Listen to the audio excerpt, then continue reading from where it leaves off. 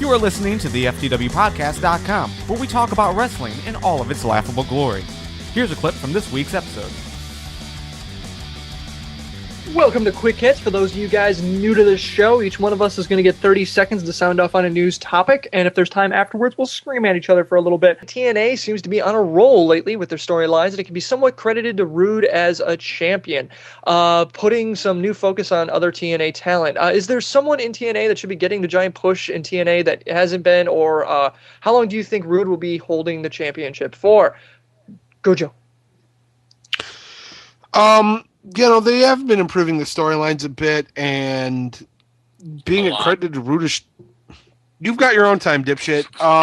So Rude being champion, being credited for it, I don't know about that. I think it's been interesting with the turnover of a lot of the guys in the back as far as the writing staff goes, but I don't know. I think that TNA is getting ready to turn a corner, and I think Rude as champion could be part of the beginning of that. Okay. Rob. I agree with Joe. I think TNA is starting to turn a corner. They're getting really good.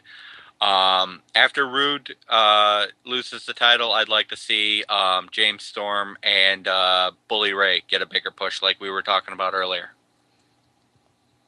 Okay. Kevin.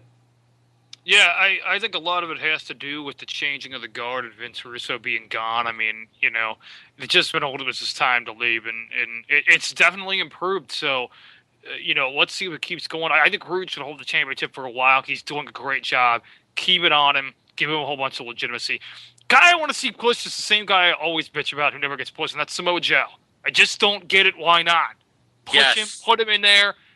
And Joe's going to kill you. He's totally over. Why don't they push Samoa Joe? I just don't get it. That's what I want to see. All right. Connor Yankum, DDS. Go. I'm pretty much going to agree with Kevin. I think Rude should hold the championship in my opinion, I think he should hold it for a full solid year.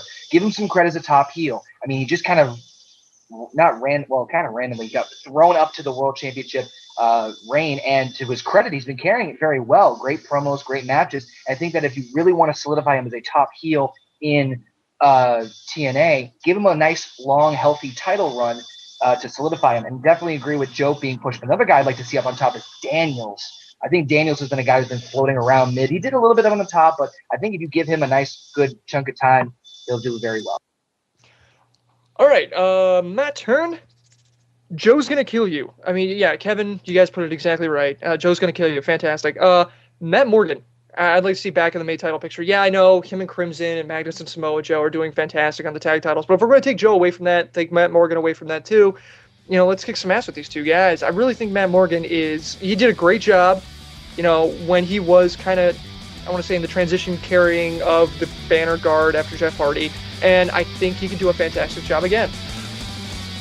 Well, you've heard our thoughts, but now we want to hear from you. You can find us on Facebook and Twitter, and even join us live every Tuesday at 8 p.m. at the FTWpodcast.com.